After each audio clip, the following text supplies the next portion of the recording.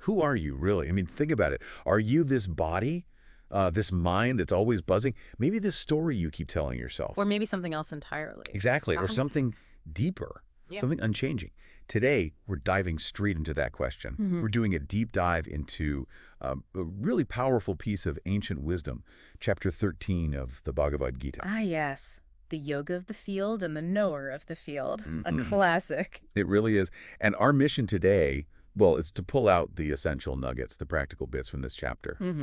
Give you a kind of shortcut to understanding your true nature. And it's so powerful because this chapter, it draws such a clear line, doesn't it, between what you are and what you just experience. It's like this fundamental aha moment. Once you sort of grasp it, it cuts through so much confusion. All that information overload we all feel sometimes, it gets right to the heart of it. Okay, so let's unpack that. Let's start with the first big idea Krishna brings up. Kshetra. The field. The field. Now, this isn't just like a farmer's field, right? The Gita explains Kshetra as the whole place of experience. Yeah, everything. Your body, your mind buzzing away, emotions shifting, thoughts coming and going. It's the whole changing, visible world you interact with. Exactly. The source uses this great analogy, like a farmer working the land. Yeah. Well, the Kshetra is where your life unfolds. It's the canvas. That makes sense. The canvas, the stage. Precisely. Krishna himself says, this body, O Arjuna, is called the Kshetra, the field. But like you said, it's way more than just the physical shell. Right. It's everything perceived. Everything. Everything temporary, everything visible, everything that shifts and changes, all our senses, our thoughts, our feelings. If you can observe it, it's part of the field. Okay. That's a really clear picture of the field, the Kshetra. But, and this is the big question then. If all that is the field, who's experiencing it? Now we get to it. Who is the consciousness watching all this unfold? This leads us to the second concept, right? Kshetrajna, the knower of the field.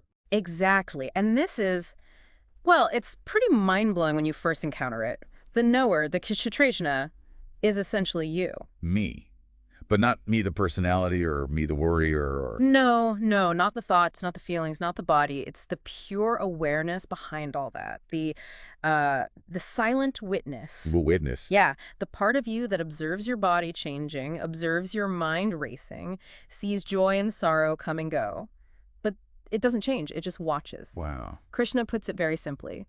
And the one who knows this field is called the Kshetrajna. It's that still point, in the middle of everything. Okay, so if we have the field Kshetra and the knower Kshetrajna, what does the Gita say true knowledge is? It sounds like it's not just about learning facts. Not at all. True knowledge, true wisdom, according to Krishna here, is realizing, really knowing the difference between the two. Knowing the difference between the temporary changing field and the eternal unchanging knower. The soul, essentially. That deep understanding is wisdom. And this isn't just philosophy, is it? You mentioned aha moments. Right. It's a call for direct experience. Think about it like this. Say you're feeling really anxious. If you think I am anxious, you're stuck in the field, identified with the feeling. Okay. But if you can take a step back, even for a second, and observe, there is anxiety happening and I am watching it, that's the shift. Create distance. Exactly. You realize, I am not this thought. I am the one watching the thought. That watching awareness, that's the knower. That's connecting with, well, what some call the divine spark within. So that's the practical application. It is. Krishna's teaching is profound. To see the imperishable within the perishable, this is true knowledge. It's about learning to rest in that awareness, not get swept away by the field. Okay, so if that's the goal, that true knowledge, that realization, right? What helps you get there? What qualities should you, cultivate? Well, Krishna gives a pretty specific list. These aren't just nice-to-have virtues. He says they actively lead to this understanding. Like what? Things like humility, non-attachment, patience, forgiveness, a lack of ego. Also consistently reflecting on the real purpose of life, and importantly, steady devotion. Non-attachment. That can sound a bit cold sometimes. It can, but it's not indifference. It's more about understanding deeply that everything in the field is temporary. It will change. So you don't cling so tightly. Exactly. If you really know it's all going to shift, you naturally loosen your grip. That allows the knower, the witness, to just be present without getting agitated by gains and losses. Krishna is quite clear. These are the qualities that lead one to true knowledge.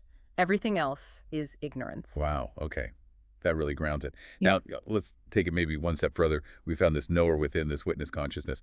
What's the bigger picture here? How does this relate to God or the universe? Right. So Krishna connects the individual knower to the ultimate reality. He delivers this absolute profound line, I am the knower in all fields, O Arjuna. Wait, so the knower in me is the same knower in you, is Krishna, is God. Essentially, yes.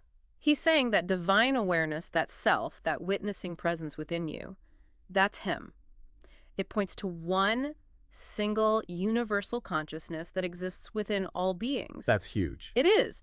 He's described as the light of all lights, the source behind everything we see, the unmanifest reality from which the entire field arises.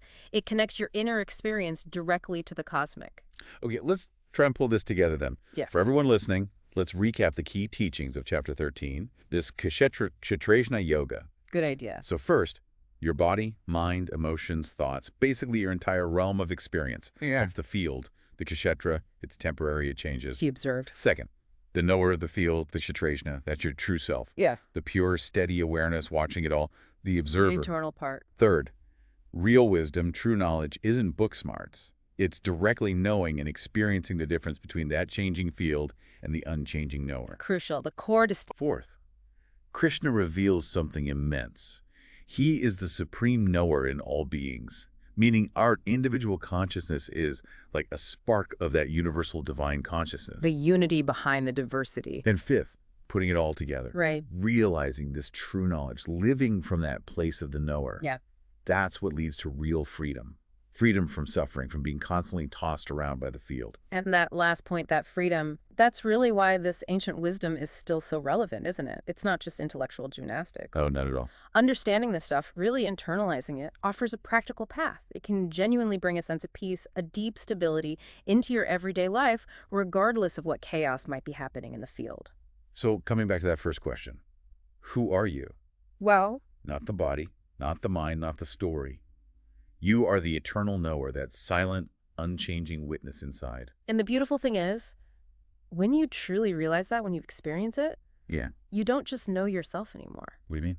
You begin to know God. You touch that universal reality. So the invitation for you listening is observe. Observe your life, your thoughts, your feelings unfolding. Reflect. Who is doing the watching? And remember, you are not the field. You are the light that watches it.